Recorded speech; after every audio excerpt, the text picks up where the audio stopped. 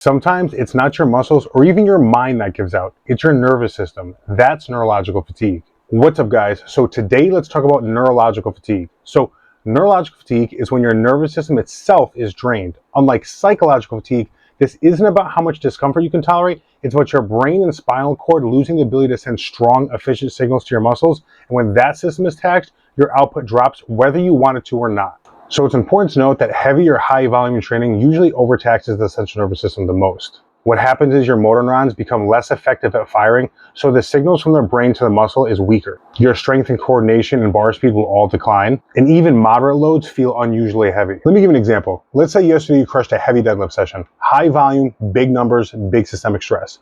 The next day you come in for a push session, let's just say it's chest, shoulders, and triceps.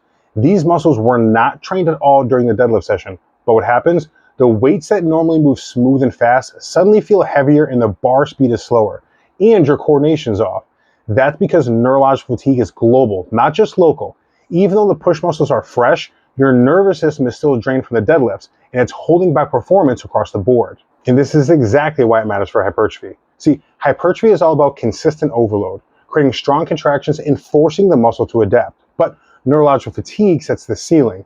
Even if you're motivated and fresh locally, if your nervous system isn't firing at full capacity, you won't recruit as many muscle fibers, you won't generate as much tension, and you won't get the same stimulus for growth. Now, this obviously shows the most with heavy compounds, frequent max effort training, or any program with a high level of systemic stress. And it's obviously going to be less prominent with your isolation exercises. But if your central nervous system is cooked, even smaller exercises feel harder. That's why recovery, exercise rotation, and smart programming aren't optional.